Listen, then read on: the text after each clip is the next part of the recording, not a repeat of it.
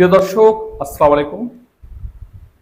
গতকাল চট্টগ্রামে আবারও মবের দ্বারা গুরুতর আহত হয়েছে ছাত্র জোটের নেতাকর্মীরা। সেখানে ছাত্র জোটের ছেলেমেয়েরা রাস্তায় দাবি তুলেছিল এটিএম আজহারুল ইসলামের মুক্তির বিরুদ্ধে। তারা বলেছিল, যদি এটিএম আজহারের কোনো অপরাধ থাকে তাহলে এই আদালত আবার নতুন করে তার বিচার প্রক্রিয়া শুরু করার ফলে তারা তাদের গণতান্ত্রিক যে রাজনীতি বা গণতান্ত্রিক যে অধিকার, ৭১-এর একটা মহান মুক্তিযুদ্ধ, সেই মুক্তিযুদ্ধে মানবতা অপরাধের যে দায় সেটা তাদের উপর বর্তায়। ফলে এটিএম আজহারুল ইসলাম সেই দায় থেকে মুক্তি পেতে পারেন না, এই দাবিতে তারা রাস্তায় নেমেছিল। কিন্তু একটি ছাত্র সংগঠন তারা তাদের বিরুদ্ধে স্লোগান দেয়, মুখোমুখি দাঁড়ায় এবং মারপিট শুরু করে। সেই নিউজটি এখানে আছে, আমি সেটা আপনাদেরকে একটু পড়লে বুঝতে পারবেন। ছাত্র জোটের কর্মসূচিতে হামলায় আটক দুজনের মুক্তির দাবিতে ২.৫ ঘন্টা থানা ঘেরাও। চট্টগ্রামে বামপন্থী ছাত্র সংগঠনের মোর্চা গণতান্ত্রিক ছাত্র জোটের কর্মসূচিতে হামলার ঘটনায় আটক দুই ব্যক্তির মুক্তির দাবিতে চট্টগ্রামে কয়েক ঘন্টা থানা ঘেরাও করেছে শাহবাগী ঐক্য।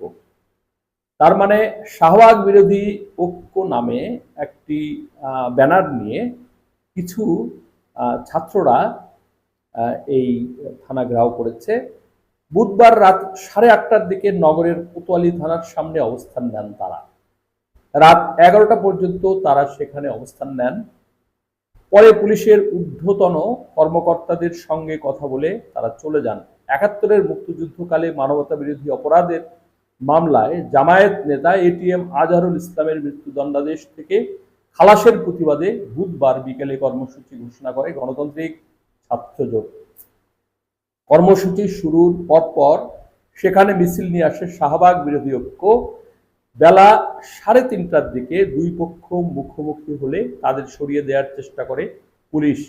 এই সময় শাহবাগ বিরোধী ঐক্যের লোকজন ছাত্র জোটের নেতাকর্মীদের উপর হামলা চালান। এতে ১২ জন আহত হন, তাদের মধ্যে ৩ জনের অবস্থা গুরুতর। তারা হলেন সমাজতান্ত্রিক ছাত্র ফ্রন্টের নগর সভাপতি রিপা মজুমদার। তো সভাপতি রিপা মজুমদারের উপর হামলা করেছে। রিপা মজুমদার একজন নারী হলেও তারা তাকে বিন্দুমাত্র ছাড় দেয়নি, তারপর হামলা করেছে, তাকে মারধর করেছে। এবং রিপা সহ আরো ছিল গণতান্ত্রিক ছাত্র কাউন্সিলের সাধারণ সম্পাদক শ্রীকান্ত মজুমদার ও অর্থ সম্পাদক সুদীপ্ত গুহ। এই ৩ জন গুরুতর আহত এবং তারা ১২ জনের মধ্যে তারা গুরুতর অসুস্থ, তারা হাসপাতালে ভর্তি আছে সবাই। এই হামলার সময় ঘটনাস্থল থেকে ২ জনকে আটক করে নিয়ে যায় পুলিশ।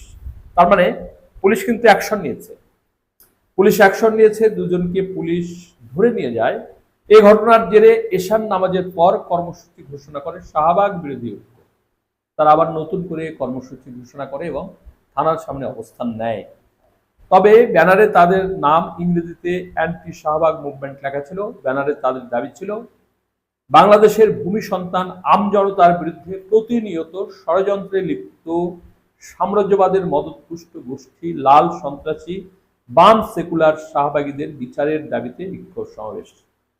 প্রত্যক্ষদর্শীরা জানান, এশার নামাজের পর যাক, এগুলো আর করতে হবে না। প্রিয় দর্শক, এখানে যেখানে যার যেটুকু শক্তি আছে সেই শক্তি নিয়েই তারা রাস্তায় নেমেছে এবং তারা বুঝতে চাচ্ছে না যে একটা গণতান্ত্রিক রাষ্ট্রে একটি গণতন্ত্রের দাবি নিয়ে রাস্তায় নামা যায়।